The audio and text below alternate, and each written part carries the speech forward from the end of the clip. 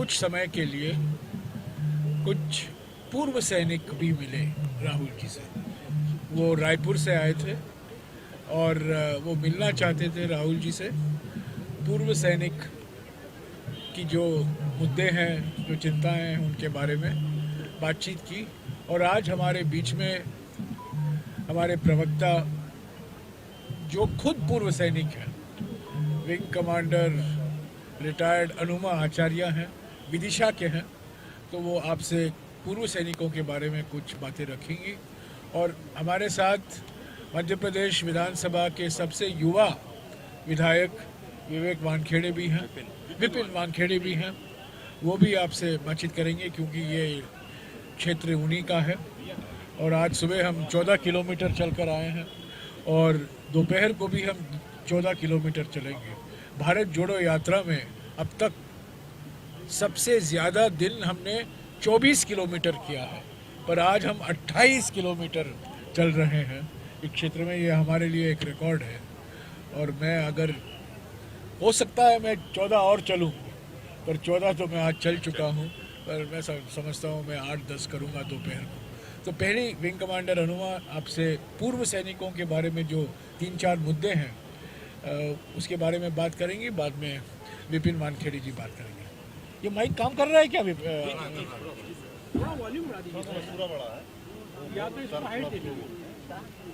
भारत जोड़ो यात्रा के इस 86वें दिन आप सभी का स्वागत है।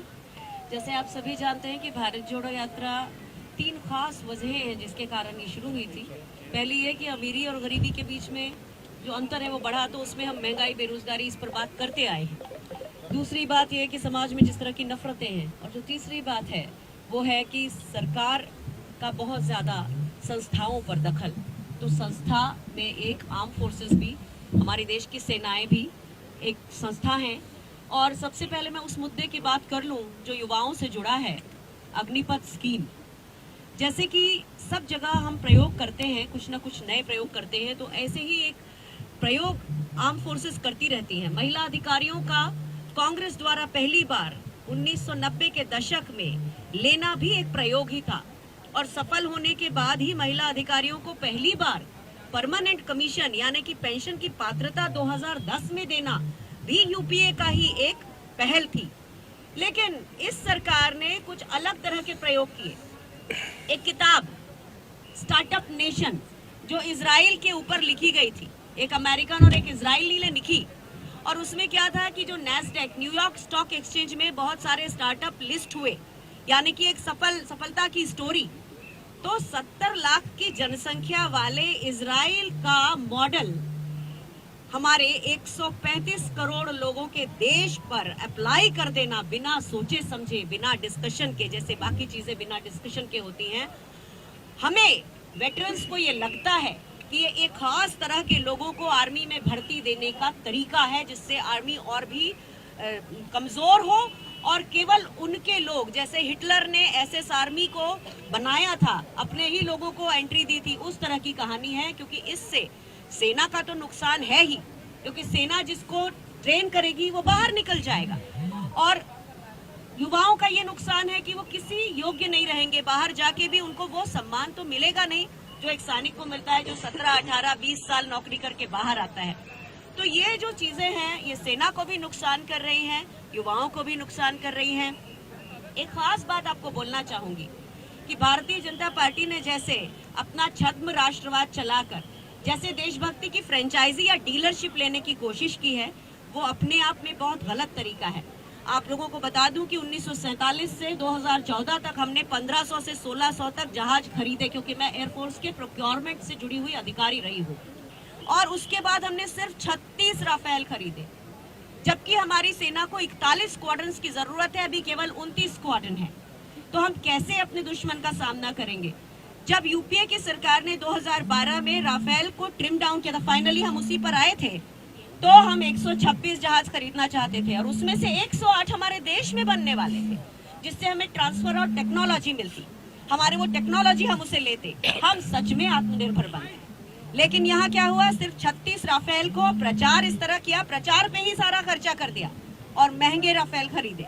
तो ये अपने आप में, और एक ऐसी कंपनी को उसमें पार्टनरशिप दी जिसका पूरा मेरा काम रजिस्ट्रेशन का भी था। मैं फर्म्स के रजिस्ट्रेशन का काम करती थी जो कि एविएशन इंडस्ट्री की होती हैं, और अंबानी की कंपनी कभी रजिस्टर्ड नहीं थी, तो उसे उसका एक पार्टनर बनाया। तो ये अपने आप में दूसरी चीजें हैं जो आपको मालूम होनी चाहिए कि सेना को विश्व की चौथी वायुसेना बनाने में कांग्रेस की सरकारों का हाथ था, और अभी जो 36 एयरक्राफ्ट आए हैं उसके बाद फेज आउट भी हुए हैं, उसका कोई रिप्लेसमेंट प्लान नहीं है।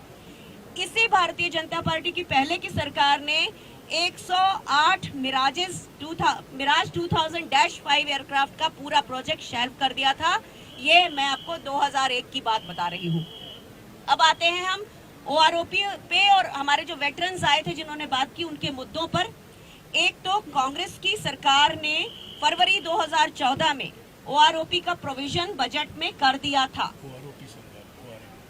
वन रैंक बात कर रहे हैं, जैसे लोग अलग अलग समय में रिटायर होते हैं तो उनकी पेंशन अलग अलग फिक्स होती है, और उससे कई बार ऐसा होता है कि जो 20 साल पहले उसी रैंक में लेफ्टिनेंट कर्नल या कर्नल रिटायर हुए हैं उनकी पेंशन में, और आज के कर्नल और या लेफ्टिनेंट कर्नल रिटायर्ड में या किसी भी रैंक पर रिटायर की उसी रैंक पर बहुत लंबा गैप आ जाता है।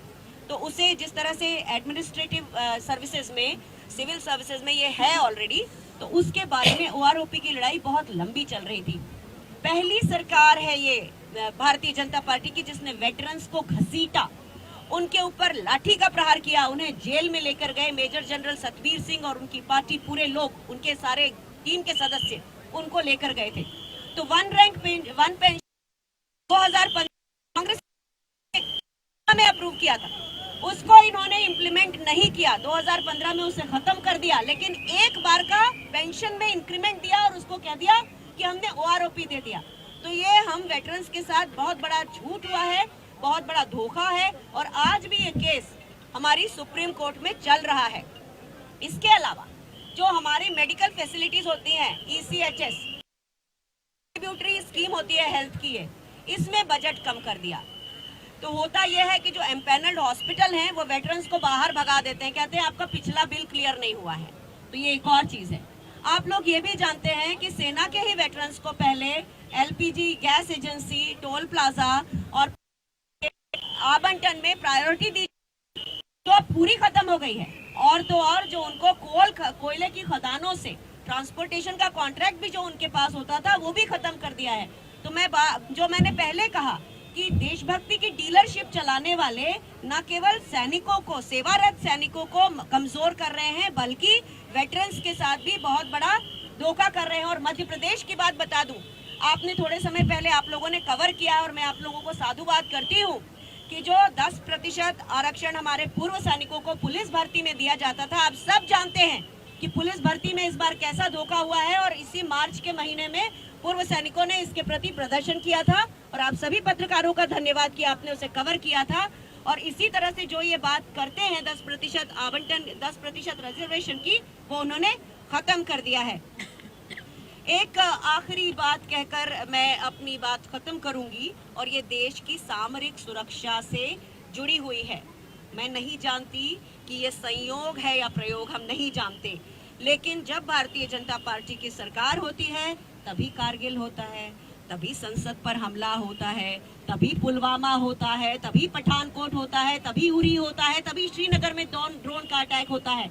हमारे सैन्य ठिकानों पर लगातार प्रहार, लगातार उनके ऊपर आतंकवादियों के हमले की ये घटनाएं, ये इंटेलिजेंस फेलियर, हम नहीं जानते ये संयोग है या प्रयोग। और इन्हीं विचारों के साथ हम आपको छोड़ते हैं।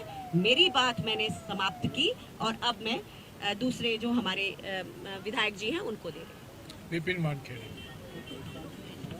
आप सभी को नमस्कार। आदरणीय जयराम रमेश जी के सानिध्य में ये प्रेस कॉन्फ्रेंस हो रही है, और क्योंकि मैं तो लोकली हूँ तो हम लोगों की चर्चा लगातार होते रहती है, लेकिन आप सभी लोग तो सारी शिकायतें आप पर आएंगी। लेकिन मैं बात की शुरुआत करना चाहूँगा आगरा जिले से। आप सभी लोगों को मालूम है 15 महीने कांग्रेस की सरकार थी। 15 महीने की कांग्रेस की सरकार में किसानों को भारी फायदा मिला। किसानों का 2 लाख तक का कर्जा माफ़ हुआ, किसानों को मुआवजा मिला, बिजली के बिल कम आए, फसल का दाम अच्छा मिला, दूध का दाम अच्छा मिला, गांव-गांव में गौशालाएं मिली। ऐसे अनेकों लाभ जब 15 महीने की कांग्रेसी सरकार थी तब हमारे ज़िले को, आगर ज़िले को मिले। आप सभी लोग जानते हैं आगर ज़िला 2013 में बना, काफ़ी पिछड़ा हुआ ज़िला था। कमलनाथ जी के नेतृत्व में कांग्रेस की सरकार में जितना विकास को गति देने का प्रयास 15 महीनों में किया गया, लेकिन जैसे ही 15 महीने की सरकार गिरी वैसे ही गौशालाओं का काम रोक दिया गया। जो 11 बिजली के ग्रिड हमारे ज़िले में बने उन्हें प्रारंभ नहीं किया गया। कई सारे विकास कार्य जो स्वीकृत हो चुके थे, चाहे वो सड़क के हों, तालाब के हों, डैम के हों, उन्हें रोक दिया गया। किसानों का, जिन किसानों की कर्जा माफ़ी हो चुकी थी किंतु कुछ कागजी कार्रवाई के कारण उनकी कर्जा माफ़ी रह भी गई थी, उन लोगों को प्रताड़ित किया गया। ऐसी अनेकों बातें हैं। जब से भाजपा की सरकार बनी तब से किसान को कोई लाभ नहीं मिल रहा। बिजली फिर से महंगी हो गई, दूध का भाव कम हो गया, फसल का भाव कम हो गया, यूरिया की परेशानी हो रही है। ऐसे तमाम प्रकार की परेशानी है जो आप सब लोग भी रोज़ अपने अपने इलेक्ट्रॉनिक और प्रिंट मीडिया के माध्यम से जनता के बीच में लेकर जाते हैं। मैं उसके लिए आप सब लोगों को साधुवाद भी अर्पित करता हूं। लेकिन एक बड़ा फ़र्क है कांग्रेस की सरकार ने जो किसानों के लिए किया और भारतीय जनता पार्टी की सरकार ने जो किसानों से छीना, जिसका अंतर हम सभी लोगों को बहुत अच्छे से मालूम है। इसके अलावा अगर हम बात करें मध्य प्रदेश की, तो मध्य प्रदेश के हालात भी आप सभी लोगों को मालूम है। आज मध्य प्रदेश के युवा से लेके, बुजुर्ग से लेके, माता बहनों से लेके किसान तक हर वर्ग परेशान है, अपने आप को ठगा हुआ महसूस कर रहा है, प्रताड़ित है। इसकी लड़ाई मध्य प्रदेश में कांग्रेस के कार्यकर्ता मजबूती से लड़ रहे हैं और हमें पूरा विश्वास है कि इस लड़ाई में हम सब लोगों को, कांग्रेस के लोगों को कामयाबी मिलेगी। मेरी कुछ विशेष चर्चा है नहीं, तो मैं आदरणीय जयराम रमेश जी से अनुरोध करूंगा कि जयराम रमेश जी आप लोगों को संबोधित करें। ओके, हाँ, सब सवाल इन्हीं से है। शिकायत खाने के बारे में, ठहरने के बारे में, सारे यहाँ विधायक के बारे में। और मध्य प्रदेश के यहाँ हमारे जॉइंट प्रभारी भी हैं, हमारे शोभा ओझा हैं। आपके सवाल के जवाब मैंने सुबह दे दिया है। और क्या नया सवाल है? कॉमन सिविल कोड की बात एक बार फिर उठी है सर। मध्य प्रदेश में ये अलग से बात करेंगे। भारत जोड़ो यात्रा के बारे में पूछिए, कॉमन सिविल कोड के बारे में मैं अलग से बात करूंगा। पर ये एक ही चीज़ कहूंगा, 2018 में मोदी सरकार से जो नियुक्त किया गया था law commission, justice BS Chauhan supreme court के जस्टिस थे, वो रिटायर्ड चीफ जस्टिस नहीं, जस्टिस थे, और उनके अध्यक्षता में लॉ कमीशन ने एक रिपोर्ट पेश की मोदी सरकार को। उस रिपोर्ट को दबाया गया। मैंने उस रिपोर्ट का जिक्र किया पार्लियामेंट में, और उस रिपोर्ट में कहा गया है कि यूनिफॉर्म सिविल कोड आज ज़रूरी नहीं है। और उन्होंने करीब 250 पेज का वो एक रिपोर्ट है, अभी गूगल में आप करेंगे तो अभी उपलब्ध होगा। आपको कॉपी चाहिए तो मैं आपको दे दूंगा। तो 2018 में लॉ कमीशन ने ये कहा था। चुनाव आ गया, गुजरात के चुनाव आए, हिमाचल के चुनाव के वक्त पर यही मुद्दा उठाते हैं जो ध्रुवीकरण को प्रोत्साहन देते हैं। इससे अलावा और कुछ नहीं। भारत जोड़ो को सर इवेंट बता रही है भाजपा। भारत जोड़ो मोमेंट है, इवेंट नहीं है। मैं आपको बताऊं, 5 फरवरी 2017 लाल कृष्ण आडवाणी अपने इलेक्शन नॉमिनेशन के लिए गए थे गांधीनगर में, और उन्होंने एक बयान दिया 5 फरवरी 2017। किसी ने पत्रकार, आप जैसे पत्रकार ने पूछा क्या नरेंद्र मोदी आपके चेले हैं? तो उन्होंने कहा, अंग्रेजी में कहा, मैं उसका अनुवाद कर रहा हूँ, उन्होंने कहा नरेंद्र मोदी मेरे चेले नहीं हैं, वो मेरे शागिर्द नहीं हैं, पर वो दुनिया के सबसे ब्रिलियंट इवेंट मैनेजर हैं। इवेंट मैनेजमेंट में उनका कोई मुकाबला नहीं। तो जो इवेंट मैनेज करते हैं बहुत कुशलता से, वो हम पर इल्ज़ाम लगाते हैं कि हम इवेंट चला रहे हैं। हम ये इवेंट नहीं है, ये मोमेंट है। हमारे भारतीय राजनीति के लिए परिवर्तनकारी क्षण है। कांग्रेस पार्टी के लिए भी ये परिवर्तनकारी क्षण है। ये इवेंट नहीं है।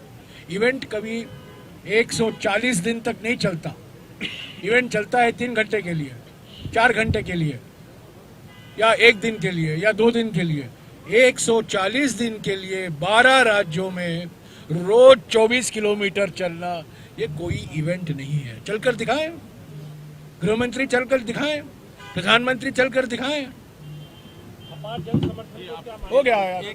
एक पत्रकार एक सवाल, वन नेशन वन टैक्स। अब भारत जोड़ो यात्रा से अरुण यादव की दूरी क्यों है? हाँ, चल ही रहे हैं साथ, रोज चल रहे हैं। कौन कौन? स्वरा भास्कर जिस तरीके से जुड़ी है, बीजेपी ने आरोप नहीं, लगाया रोज है। कोई ना कोई अभिनेता अभिनेत्री आते हैं। कोई आज पूर्व सैनिक आए थे, पहले और कोई टीवी एक्टर आए थे, फिल्म एक्टर आए थे, जो स्पोर्ट्समैन हैं वो आए हैं।